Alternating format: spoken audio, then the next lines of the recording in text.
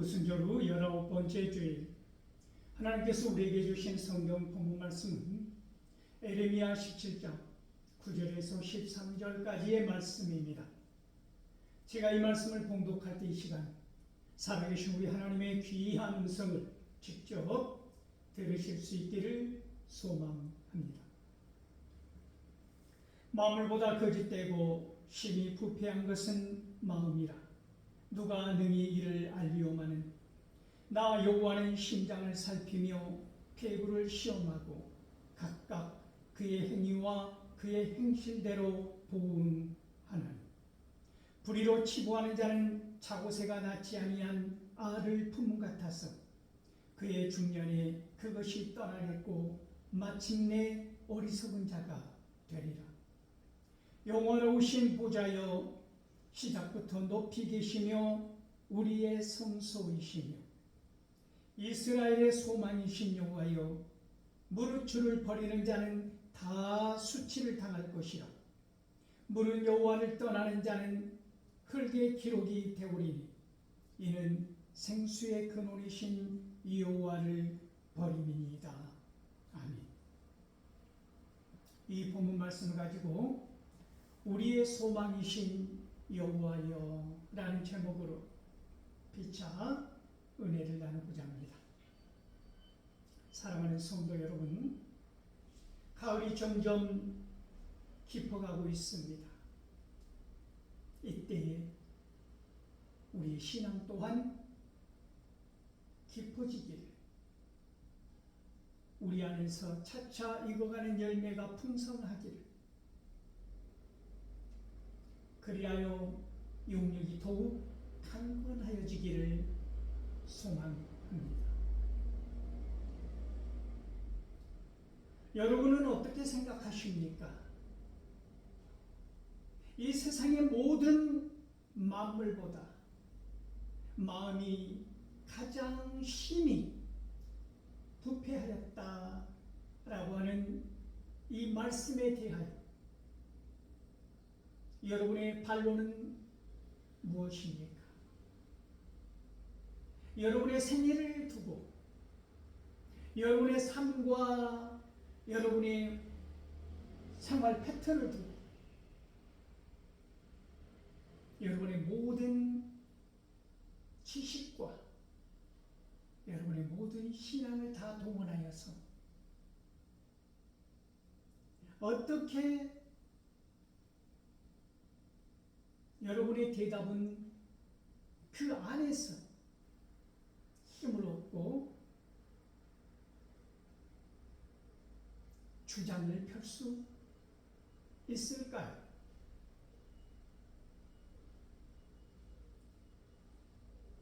누가 이 사실을 능히 알겠느냐고 하나님께서는 에레미야를 통하여서 오늘 우리를 적나라하게 보여주는 것 아니겠습니까? 무슨 반론이 필요합니까? 오히려 죄를 범하고 잘못을 저지르고 그런 무리들의 목소리가 더 크고 위협적이고 더 완악한 행세를 하는 안타까운 현실을 우리는 목도하고 있는데, 인간의 마음이 적나라하게 보여지더라는 것이지요. 모든 상황과 형편과 처지 가운데서 그들이 도모하고 그들이 생각하고 그들이 머리를 맞대고 그들이 마음을 모아서 시행하는 모든 불의가 오늘 우리들 눈앞에 적나라하게 드러나는 시대 아닙니까? 그 작은 CCTV에도 우리는 수많은 모습들이 찍히고 있는 것입니다. 그런데 하나님의 불꽃 같은 눈으로 바라보실 때 우리의 심장이, 우리의 피부가 어떻게 찍히지 않겠느냐는 것입니다. 어떻게 하나님께서 모르시겠냐고 하는 것이지요. 그 작은 기부 CCTV도 그때의 그 부끄러운 상황을 시간이 흐른 후에도 우리에게 적나라하게 증명하고 보여주고 있는데, 지금도 살아계셔서 역사하시는 하나님의 불꽃 같은 눈으로 바라보실 때 인간의 마음이 이 만물보다도 가장 부패하였다라고 하는 하나님의 말씀은 우리를 심히 전율하게 하는 것이지요. 내 마음은 모를 것 같아도 하나님이 눈 감고 계시는 것 같아도 다 알고 보고 계신다고 하는 것, 우리의 심장을, 우리의 폐부를 살피시고 각각 하나님께서는 알고 계신다고 하는 이 놀라운 선포가 오늘 이 시간 우리들의 발걸음을 정돈하고 있지 않습니까?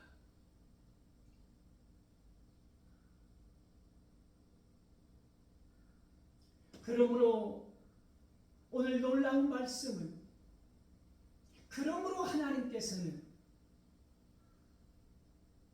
너희의 행실과 행위대로 보응하신다고 하는 말씀입니다.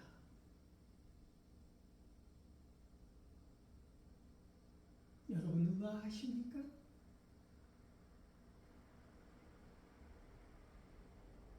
우리의 행위로 그것을 판단하신다고 하는 하나님의 말씀이 불편한 진실로 다가오지는 않습니까?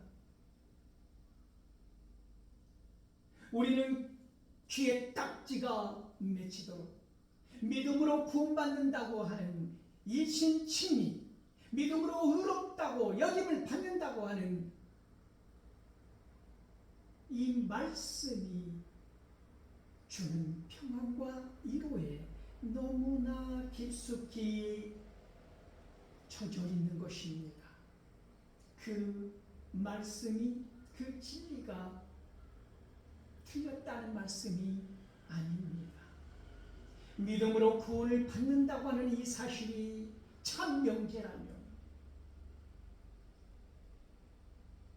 우리는 하나님이 보시기에 선하고 아름다운 행위와 행실로 이 세상을 살아갈 수밖에 없는 존재라고 하는 것입니다.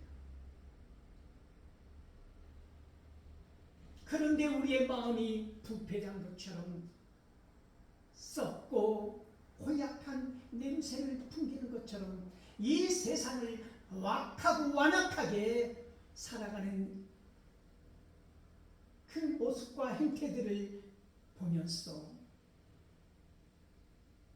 믿음으로 구원받는다고 하는 이 사실을 우리는 믿지만 그 믿음의 분량이 과연 구원을 받을 만한 것이냐라고 묻는 것입니다.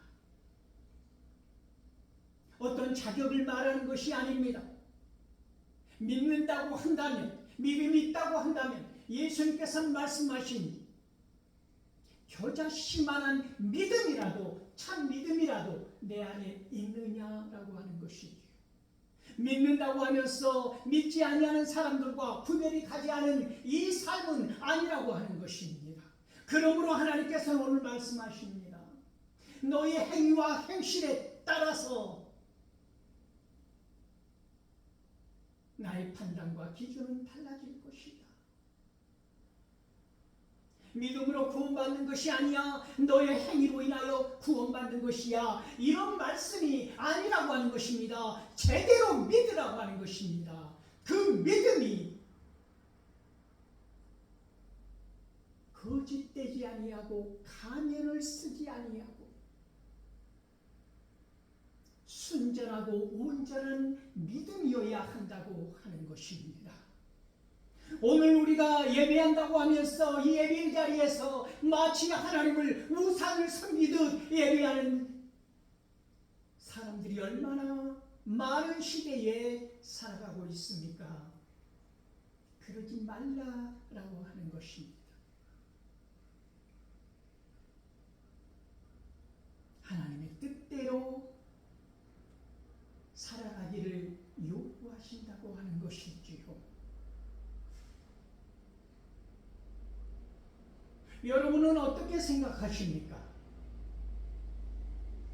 마태복음 21장 28절에서 31절 말씀을 보면 두 아들에 관하여 예수님은 비유로 말씀하십니다.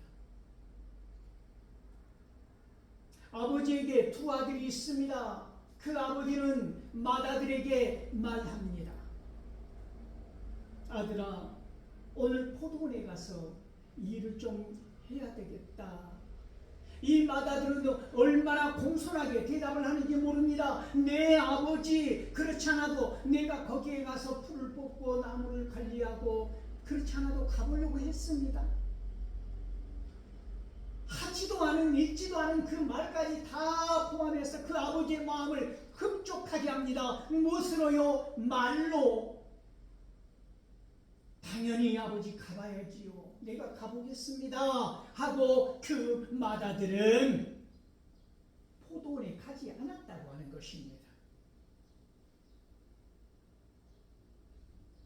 세상을 살다 보면 더 급한 일, 더 시급한 일들이 수도 없이 일어나는데 그 어떠한 일보다도 하나님과의 약속, 하나님의 말씀, 하나님의 뜻을 따르는 것이 우리는 우선되어야 한다고 하는 것입니다. 맏아들에게 있어서 그것이 여자를 만나는 일이었건 술을 마시는 일이었건 데이트를 하는 일이었건 친구를 만나는 일이었건 그 어떤 것이었건 하나님과의 아버지와의 약속을 쳐버리고 마치 당장 가서 일을 할 것처럼 했던 이 아들은 가지 않았다고 하는 것입니다. 둘째 아들에게도 동일하게 아버지는 분부를 내립니다. 아들아, 오늘 포도원에 가서 일 좀 해다오. 그런데 둘째 아들의 반응은 실로 놀랍지 않습니까? 아버지의 말 끝에 거절합니다. 싫습니다. 난 오늘 이렇게 저렇게 바쁘고 오늘 포도원에 가서 일할 시간이 없습니다. 어제도 했고 내가 포도원에 쏟아붓는 시간을 아버지는 아시지 않습니까? 오늘 하루쯤 나는 가지 않겠습니다. 아버지가 말씀하셔도 나는 나의 급한 일을 먼저 처리하겠습니다. 그런데 시간이 지나고 보니까 이 둘째 아들의 마음에 뉘우침이 오는 것입니다. 내가 왜 아버지가 그렇게 부탁했던 그 말씀에 대하여 그토록 완강하고 단호하게 거절했을까? 회개하고 뉘우치게 됩니다.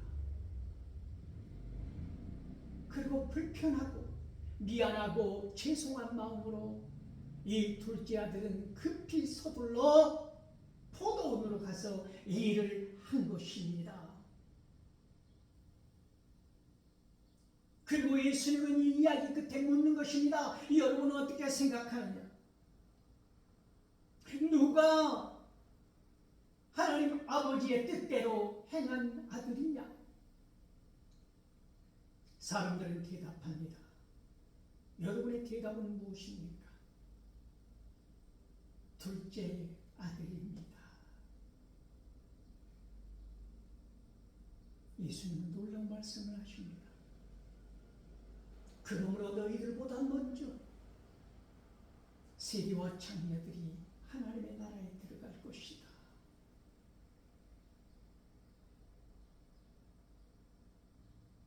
예수님은 마태복음 7장 21절에서 말씀하셨습니다.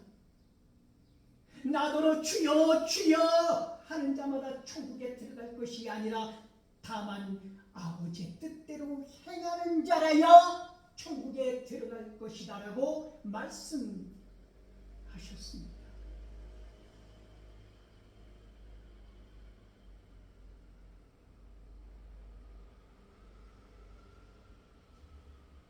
로마서 2장 13절을 보니까 율법을 듣는 자가 의로운 자가 아니라 율법을 행하는 자가 의롭다 여김을 받는다고 말씀하고 있는 것입니다.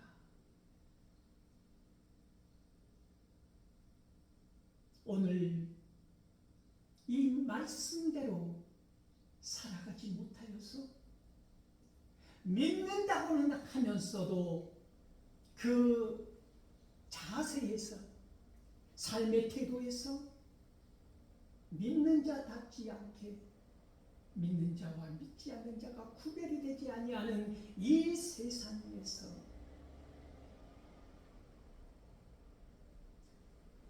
에레미야는 무슨 말씀을 하고 있느냐면 그렇게 믿지 않은 사람과 같이 불의한 자로 재물을 모은 사람들이 결국 어떻게 멸망해 가는가?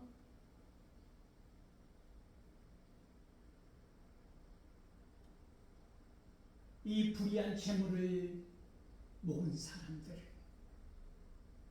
마치 자고새가 다 자기의 알이 아닌 다른 새의 알을 품은 같이 중년에 그 모든 것들이 다 사라지리라고 말씀하고 있습니다. 수고하고 무거운 짐 진다고 하는 것이 그것이 정의가 아니고 불의에 응한 것이라면 모아지는 것이 아니라 마치 닭발 밑에 있는 모래투성이 흙처럼 흩어져 버리더라고 말씀하고 있는 것이지요.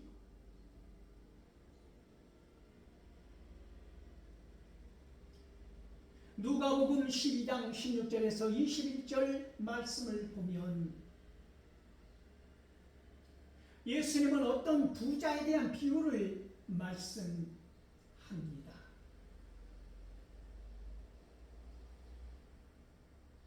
어마어마한 부자가 있었습니다. 이 가을 깊어가고 있는데 수확을 해보니까 자기 곳간에 더 이상 집어넣을 수 없을 만큼 차고 넘치는 것입니다. 재물과 그 모든 것들이. 그래서 이 사람은 생각을 합니다. 아하, 내가 이 곳간을 더 크게 지어야 되겠구나.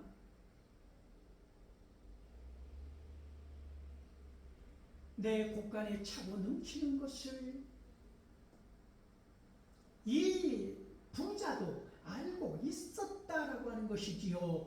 더 이상 집어넣을 공간이 없을 만큼 빽빽히 들어서 있다고 하는 것을 알았기 때문에 곳간을 더 크게 지어야 이 또 다른 재물을 집어넣을 수 있다고 생각한 것이지요.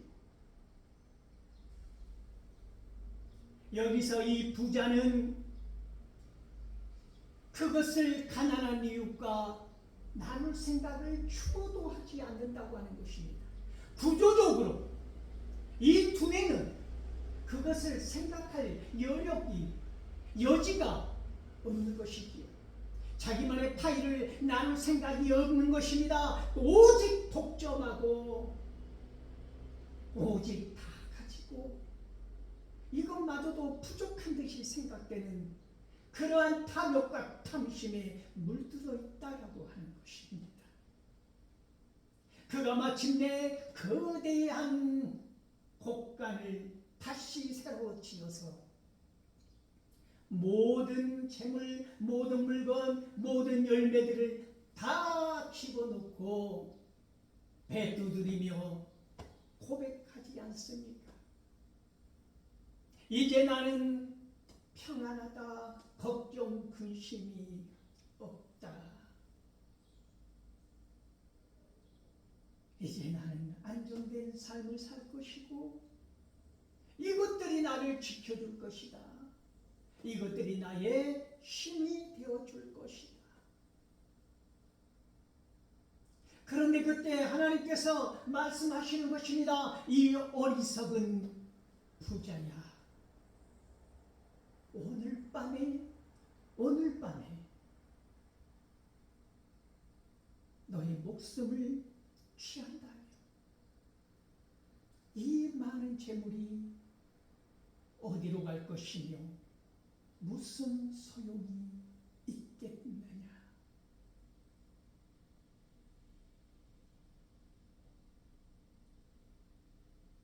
오늘 성경 본문은 우리에게 묻습니다. 하나님을 의지하지 아니하고 하나님을 버린 사람들이 어떠한 삶을 살아가는지, 하나님을 부요하게 하지 아니하고 자신을 위하여, 자신만을 위하여 치부하고 온갖 더러운 짓을 간행한 결과 쌓인 재물을, 그것이 어떻게 올가미가 되고 나락으로 빠뜨리게 하는지에 대해서 그들이 마침내 어디에 등도하게 되는지를 에레미야는 선명하게 우리들에게 보여주고 있는 것입니다. 우리는 기억합니다. 지지난 시간에 이러한 사람들이 하나님을 버리고 하나님의 뜻을 쫓지 않은 사람들이 살아가는 그 땅이 어디라고 하였습니까? 그렇습니다. 건건한 땅, 건조한 사막, 풀 한 포기 나무 한 그루 세워질 수 없는 그 목마른 땅에서 살아가게 될 것이라고 경고하지 않았습니까?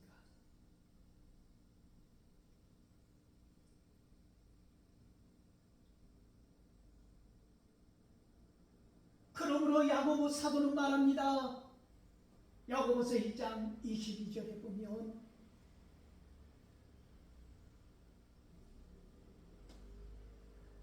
우리가 말씀을 행하라고 하는 것이죠.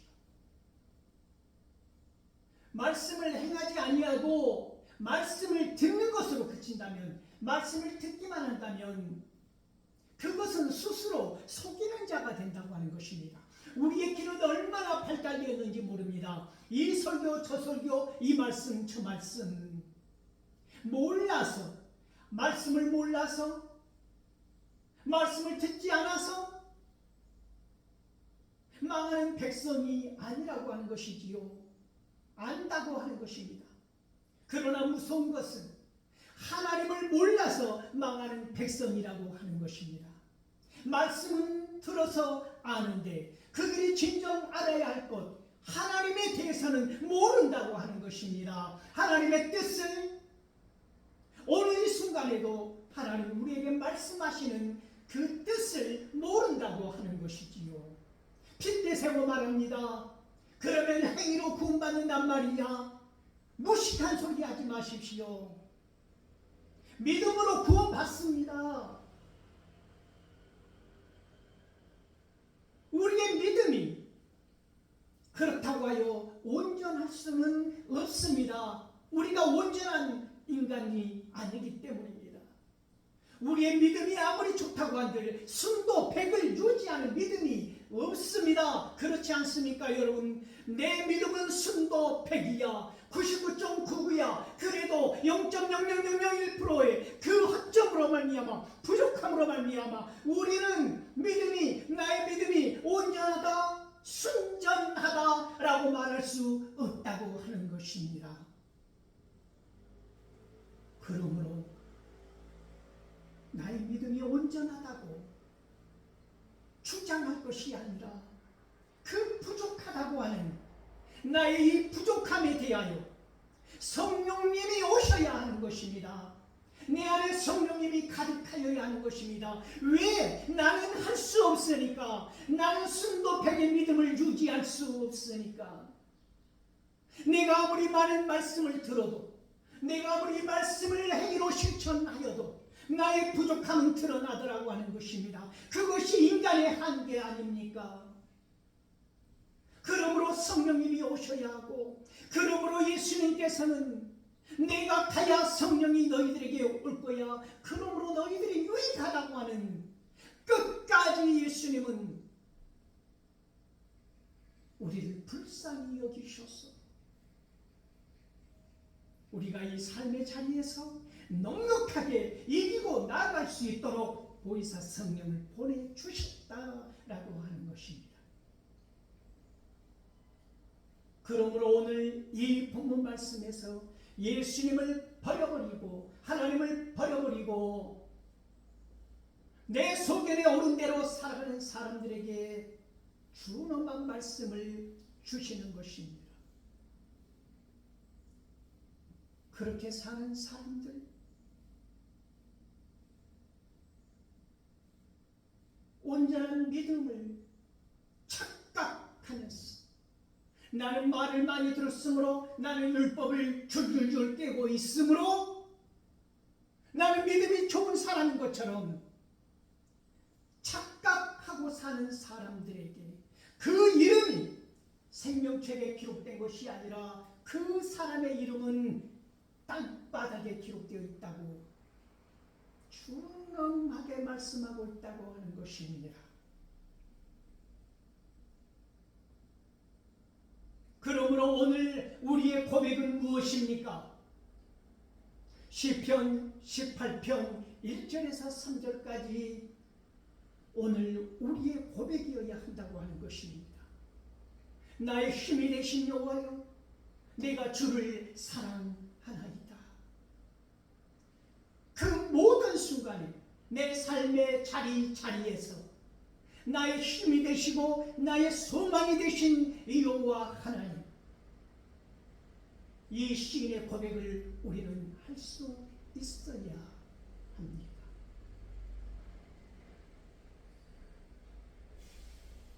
주는 나의 방패시오, 나의 구원의 뿌리시오, 나의 하나님이시오, 나를 건지시는 이시오.